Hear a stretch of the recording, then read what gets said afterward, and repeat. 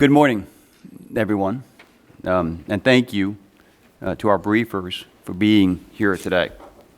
The American people and the United States Congress stand in strong support of the people of Ukraine as they defend themselves from Putin's brutal and unprovoked invasion.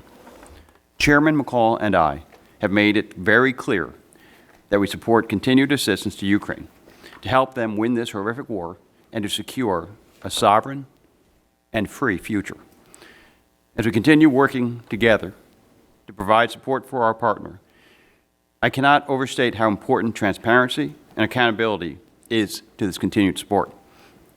Chairman McCall and I are equally committed to exercising necessary congressional oversight of this funding.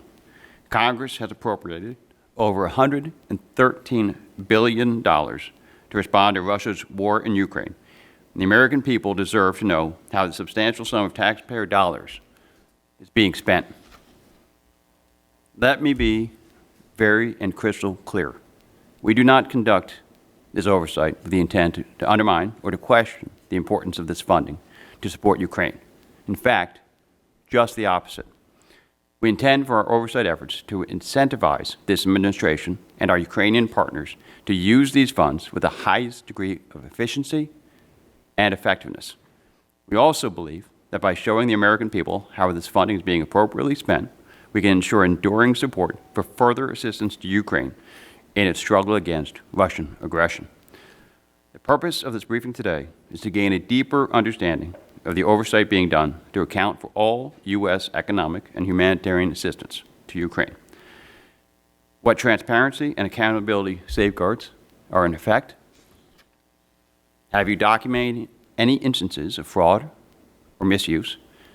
Are the Ukrainians being communicative and proactive partners in your oversight efforts? Ms. Lange and Assistant Administrator McKee, I hope that you can answer these questions and others for us and for the American people here today. I now recognize Ranking Member, the gentleman from Massachusetts, Mr. Keating, for any statement that he may have. Well, thank you, Chairman Kane. And this is the first meeting of the subcommittee in the 118th Congress, and it's an important one, particularly given the gravity of the situation at hand. We're just getting to know each other, but I'm looking forward to working with you in a bipartisan fashion and on issues related to Europe, while furthering the interest of all the American people as well in our transatlantic alliance. This meeting comes on the heels of another overnight missile attack by Russia on Ukraine, particularly centered in Kyiv and Odessa, targeting non-military targets just as an extension of their terrorism and aggression and systematic war crimes. Today we're here to discuss the non-security assistance that the U.S. has provided to Ukraine with a focus on the U.S. economy and our needs and humanitarian assistance and how that translates through this terrible period of Russian aggression. As Ukraine continues its valiant fight for freedom against this aggression, I continue to be a strong supporter for providing the Ukrainian people with the security assistance they need to defend themselves against Russian attacks, and these funds are integral to that effort.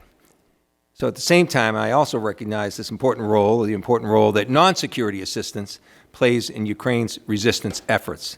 Specifically, I know that our direct budget support to Ukraine helps to keep Ukrainian health institutions open, repairs critical energy infrastructure, which has been targeted directly by Russia, allows first responders to meet emergency needs, which is important for dealing with the civilian casualties that they have targeted, and supports continued efforts with civil servants and provides essential support to pensioners.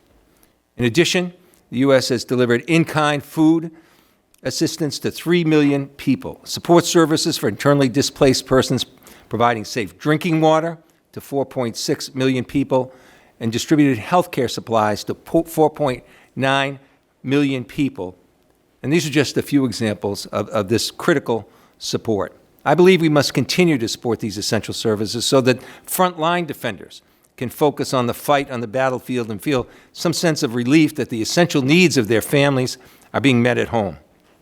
In short, While the U.S. and NATO military assistance has proven indispensable on the battlefield, I believe U.S. economic and humanitarian support are equally necessary to guarantee Ukraine's success in this war. At the same time, I want to acknowledge the efforts of the Ukrainian government and the Ukrainian people to ensure transparency and principled actions when it comes to U.S. taxpayer dollars. Recent actions undertaken by the highest levels of the Ukrainian government demonstrate their resolve to root out corruption at the highest levels. In my discussions with my Ukrainian counterparts, they've made it clear that they believe that corruption at the hands of government officials is a treasonous act against the state, and I am confident they'll continue to develop transparent practices throughout their institutions. Finally, I want to thank our distinguished briefers for joining us today. Ms. Maria Longhi and Assistant Administrator Aaron McKee, you've both been working tirelessly with our allies and partners to meet the needs of those suffering in Ukraine. You've already kept this committee informed through regular congressional notifications, as well as member and staff briefings.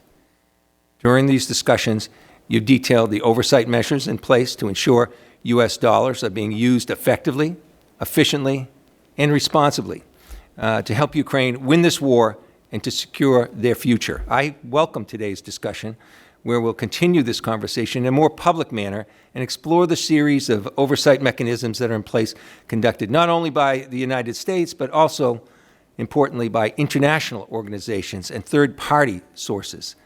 Together, I believe this series of oversight mechanisms provide effective scrutiny and ensures that American taxpayer dollars are being spent with full transparency. So I'd like to thank the chairman for organizing this briefing. I'd like to thank Representative Cicilline for joining us here in person and for your efforts and to share what you're doing and to share the oversight mechanisms in place as well. With that, I yield back. Thank you, Mr. Keating. I now recognize Ms. Longhi first, and then Assistant Administrator McKee for their opening statements. Thank you. Chairman Kane, Ranking Member Keating, members of the subcommittee, thank you for the opportunity to brief you on an essential element of the United States support for Ukraine, budget support. I'm here with my colleague, Ambassador Aaron McKee, to explain the importance of this specific type of assistance to our efforts in Ukraine. The measures we have put in place to ensure accountability for U.S. assistance and to reinforce to you our commitment to being good stewards of taxpayer dollars.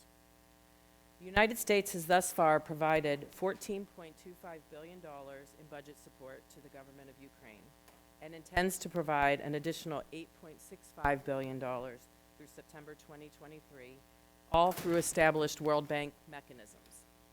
This type of assistance lies at the heart of our strategy to support Ukraine for three reasons. First, this assistance will help Ukraine protect its sovereignty from ongoing Russian aggression.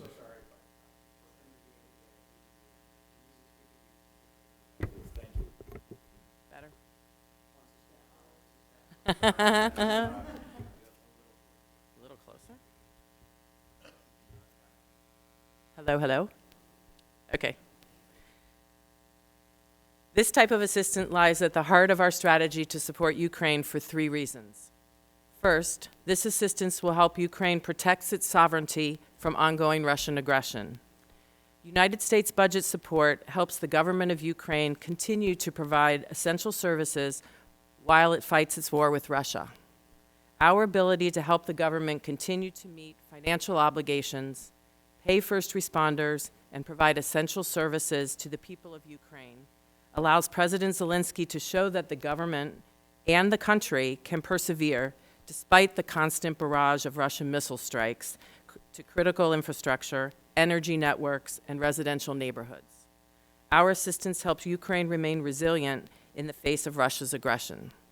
Second, United States budget support has catalyzed our allies and partners. There is absolutely no question that the United States' commitment to assisting the government of Ukraine economically has spurred action by the European Union, which in 2023 will provide 18 billion euro in budget support. Such a commitment is historic in size and scope, and is mirrored by important commitments from other key allies such as Canada, the UK, and a host of others. Thanks to the bipartisan support of Congress, the United States has been able to provide support that is commensurate with the challenges posed by Russia's aggression. I can assure you that we are not supporting Ukraine on our own. Our allies have joined us in addressing the consequences of Russia's aggression together. And third, our budget assistance will help Ukraine win the future.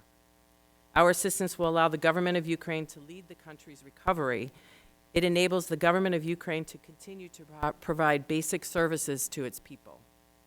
With basic services taken care of, the government is better able to focus on enacting reforms, including partnering with international financial institutions to build a business environment that will attract investment from the private sector.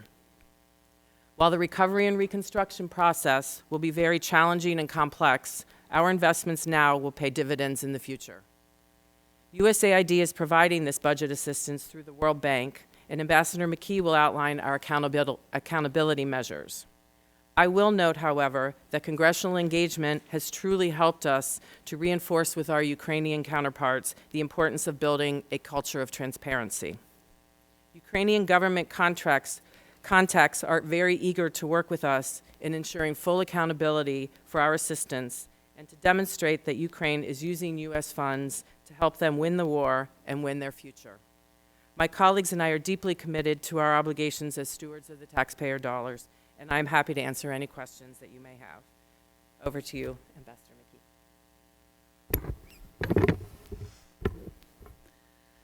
Chairman Kane, Ranking Member Key, and members of the subcommittee, thank you for the opportunity to discuss U.S. direct budget support to Ukraine and the oversight and accountability built into our assistance. The United States' commitment to provide reliable and sustained direct budget support to the Ukrainian government is critical to ensuring that Ukraine can continue to function as an independent, democratic country, and that its government can, as we've heard, continue to provide critical basic services to its people, which Putin's unprovoked war aims to derail. Thanks to bipartisan congressional appropriations, the government of Ukraine has maintained essential government services such as emergency services, health care, education. As important, it has been able to keep basic utilities running so that the Ukrainian people can continue to have electricity and heat, particularly during the depths of winter. This support has made it possible for the people of Ukraine to sustain their resolve, even as Putin has tried to weaponize energy with unrelenting attacks on the country's electric grid. Layers of oversight and accountability are an essential element of the delivery of this assistance.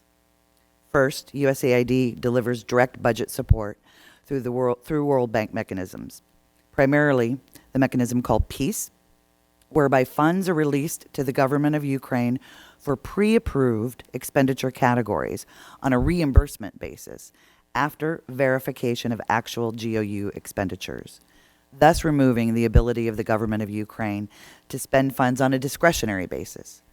In terms of oversight, on top of verified reimbursements that I just described, the PEACE mechanism provides for accountability through monitoring, reporting, and audit requirements.